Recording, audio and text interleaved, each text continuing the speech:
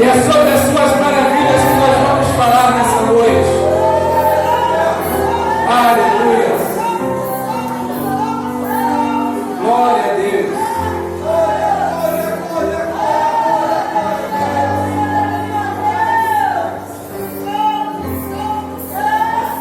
Bom é o Senhor, porque a sua misericórdia dura para sempre. Amém, irmãos?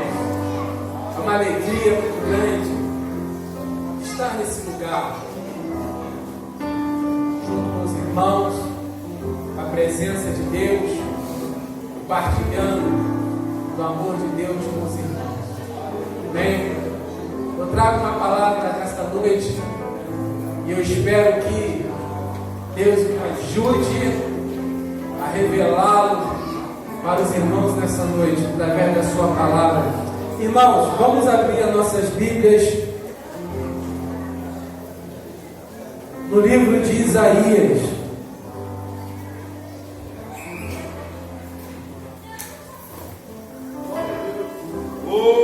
Livro do profeta Isaías, número 53.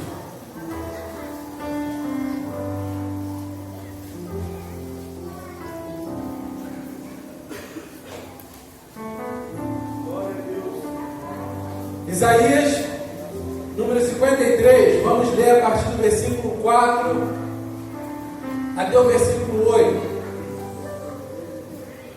Isaías 53, do versículo 4 ao versículo 8, diz assim a palavra do Senhor: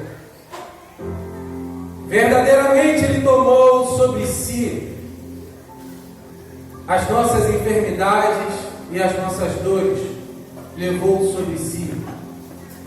E nós reputávamos por aflito, ferido de Deus e oprimido.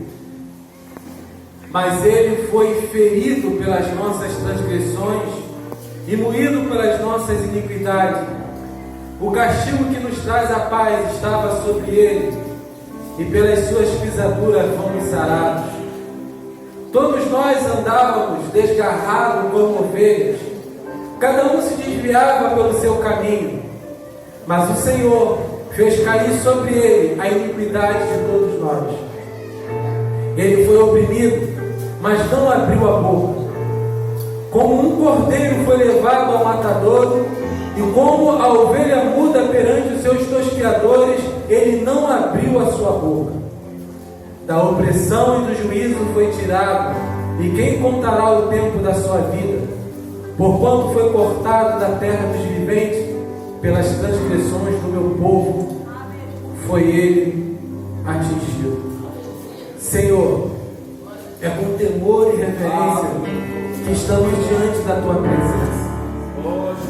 Eu te peço, Espírito Santo de Deus, que através da ministração da tua palavra, ó Deus, tu operes em nossa mente e em nosso coração, para que a tua palavra nos direcione e nos aponte o caminho que o Senhor tem para a sua igreja.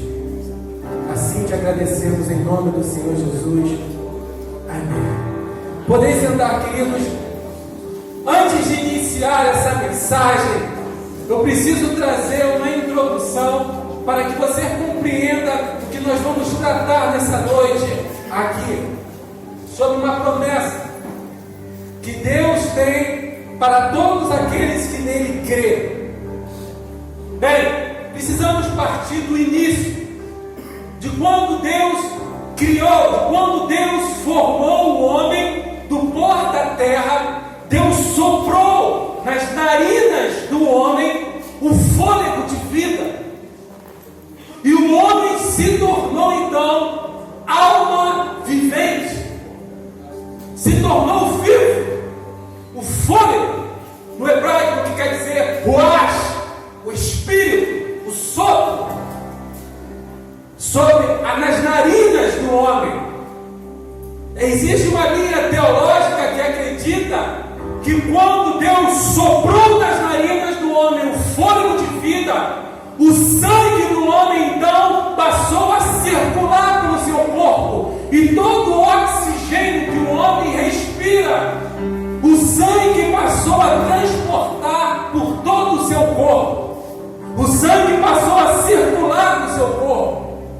Mas o sangue que estava no primeiro homem, aonde Deus soprou o fôlego de vida, não era um sangue que havia um fator RH. Não era um sangue comum. Era um sangue de procedência espiritual. Era um sangue único, um sangue puro, sem pecado, sem mancha. Na Bíblia, o sangue simboliza a vida. Por isso que na lei dos judeus, na lei de Moisés, Deus proíbe que o povo judeu comesse sangue ou carne crua. Era expressamente proibido, porque o sangue representa a vida. Então, quando o homem pecou, o ato da desobediência do homem modificou tanto a sua estrutura espiritual, porque o homem tinha um sangue santificado por Deus, porque o homem era a semelhança de Deus. Deus é santo. E através dessa santidade, o homem tinha uma conexão direta com Deus. Era um canal de conexão com Deus, onde ele se conectava com Deus, se relacionava com Deus, e através dessa relação, as bênçãos de Deus eram derramadas. E quando o homem pecou, o homem perdeu essa conexão por causa do pecado. A estrutura espiritual do homem foi transformada. Agora o seu espírito não está mais vivo, está morto. Ele perdeu a conexão com Deus. E quando Deus o procura no jardim e pergunta a Adão: aonde estás? Não é que Deus não sabia aonde Adão estava. O que Deus está perguntando no original para Adão: o que você fez com a nossa conexão? Aleluia! E Adão havia pecado. O pecado agora estava no seu sangue, no seu DNA, e isso condenou toda a sua descendência humana. E todo homem, todo ser humano procedente de Adão vai levar essa semente do pecado em si. Então, todos nós que estamos aqui somos pecadores. Todos os seres humanos, independente da sua etnia, seja branco, negro, amarelo, asiático, enfim, todos pecaram. Todos são dignos de juízo. Todos nós somos dignos da ira divina. Então, pela graça e pela misericórdia, Deus provê um sacrifício.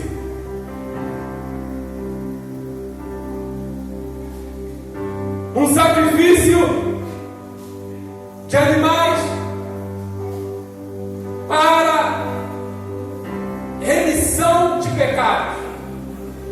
Porque lá em Hebreus 9 fala que sem derramamento de sangue não há remissão de pecados. Era a nação de Israel, então, fazia um sacrifício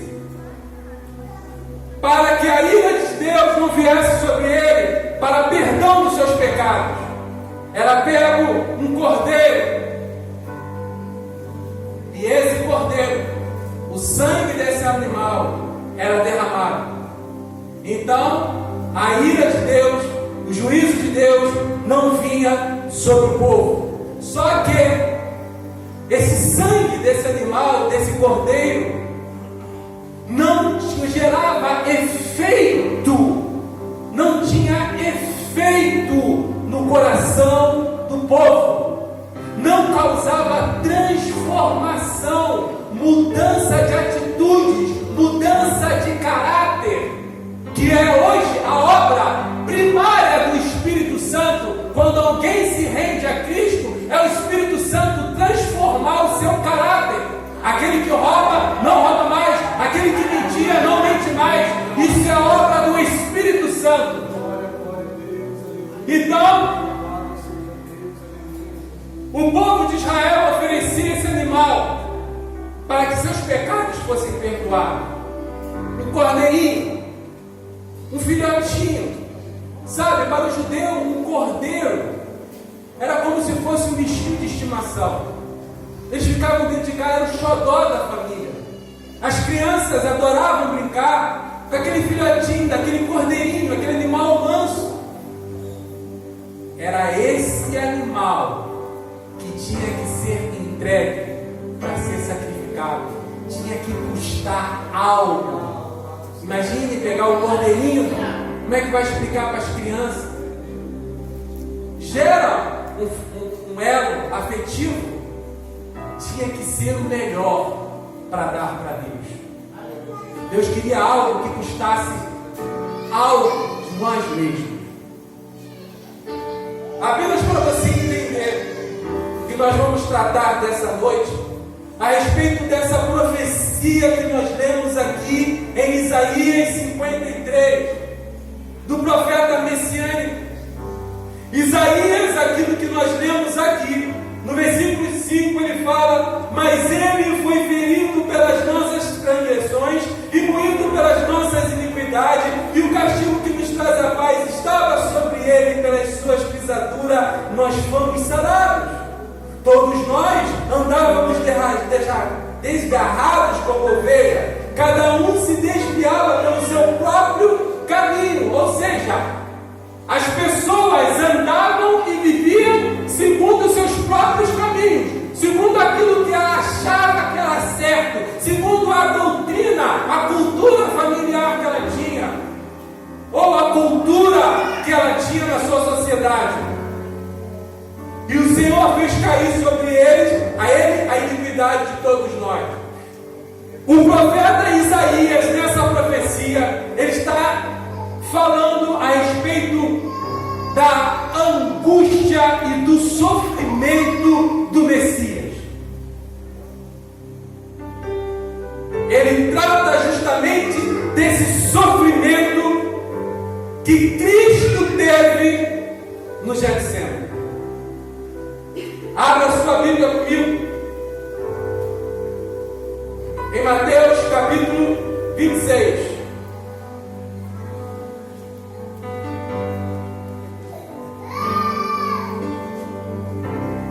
Mateus capítulo 26,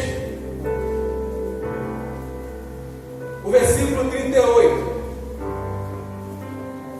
Perdão, vamos ler a partir do versículo 36, para ficar bem claro. Versículo 36 de Mateus capítulo 26, que diz assim: então chegou Jesus com eles a um lugar chamado Getsemane e disse a seus discípulos: assentai-vos aqui enquanto vou além orar. E levando consigo só. Amém. Versículo 37. E levando consigo Pedro e os 2 filhos de Zebedeu, começou a entristecer-se e angustiar-se muito. Então lhe disse: a minha alma está cheia de tristeza até a morte. Ficai aqui e vigiai comigo. E indo um pouco adiante, prostrou-se sobre o seu rosto, orando, dizendo: meu Pai, se possível, passa de mim esse cálice. Todavia, não seja como eu quero, mas como tu queres. Em outras traduções, que seja feita a minha vontade e não a sua. Em Israel, essa oliveira, ela produzia as azeitonas. Essas azeitonas, elas eram colhidas e eram colocadas numa prensa. E nessa prensa, essas azeitonas, elas eram esmagadas ou elas eram moídas para extrair dessa azeitona o azeite. Todo o azeite era extraído através dessa prensa. Jesus foi ao jardim de Getsêmani, aonde havia essas plantações de oliveira, e ele sentiu no seu espírito uma profunda agonia e tristeza, porque ele sabia que todo o pecado da humanidade estava sendo derramado sobre ele naquele momento, e uma pressão, uma tensão muito forte ele estava passando. Então ele chama 3 discípulos para irem consigo orar, ter uma distância, Pedro, Tiago e João, e pede para que eles vigiem enquanto o mestre se distanciava mais um pouco para orar. E Jesus começa então, nesse texto que nós lemos aqui, diz que Jesus se prostrou de joelho e começou a orar. Alguns teólogos dizem que a partir desse momento, desse gesto de Jesus, que a igreja passou a orar de joelho, porque os judeus só oravam em pé. Então Jesus, diante de toda essa tensão, o seu corpo começou a passar por um processo. E Lucas, o evangelista Lucas, além de ser um pesquisador, ele era um médico. E Lucas descreve clinicamente o que aconteceu com o corpo de Jesus no momento em que Jesus estava orando. No versículo 39, diz assim: e indo um pouco adiante, prostrou-se sobre o seu rosto, orando, dizendo: meu Pai, se é possível, passa de mim esse cálice, todavia não seja feito o que eu quero, mas o que tu queres.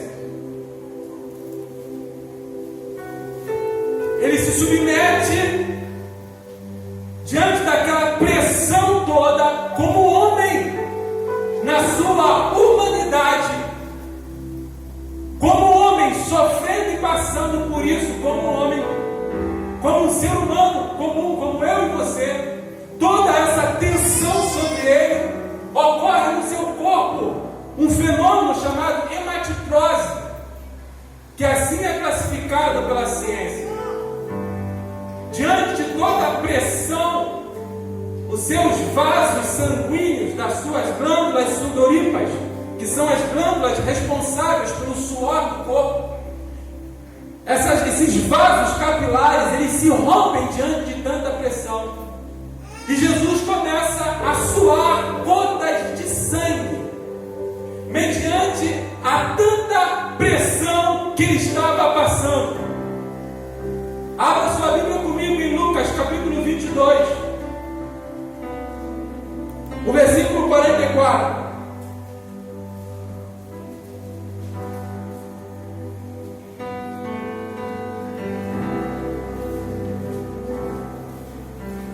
Lucas, ele descreve esse acontecimento de Jesus, dizendo assim: e posto em agonia, orava mais intensamente, e o seu suor tornou-se grandes gotas de sangue que corria até o chão. Os poros da pele de Jesus haviam se rompido. A sua pele estava totalmente sensível. E nesse momento, Jesus é capturado e levado ao sinédrio. Fariseus, saduceus, escribas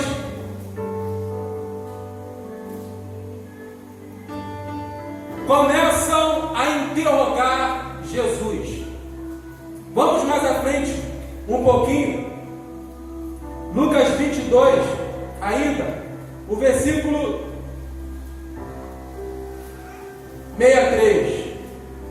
63.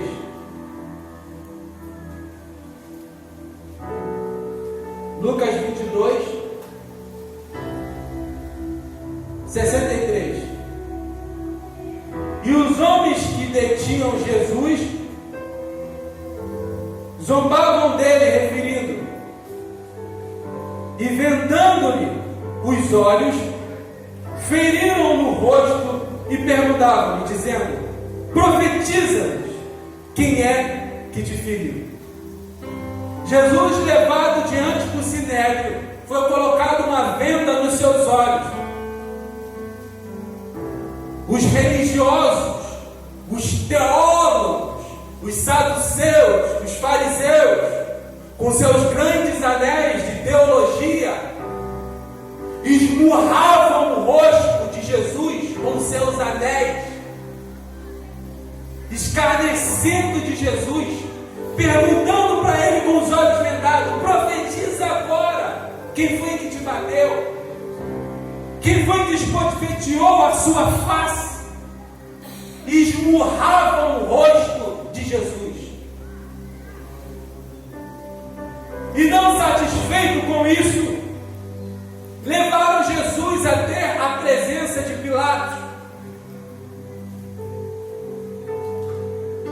Pilatos, sem saber o que fazer, um gestor sem atitude, sem moral, sem saber, a pior coisa que tem é uma liderança sem direção, uma liderança que não sabe o que fazer. Era Pilatos. Pilatos, então, para satisfazer o povo, manda açoitar Jesus. Então os romanos começam a pegar as varas e açoitar o corpo de Jesus. A pele de Jesus já estava sensível, pelos seus poros já terem sido rompidos. Agora, aqueles açoites com vara estavam deixando a sua pele em carne viva, inflamada. Depois dos açoites, os romanos tinham um equipamento de tortura chamado rabo de galo, um chicote com um pedaço de ossos e ferro. Começaram a chicotear o corpo de Jesus com aquele chicote, já com a pele em carne viva.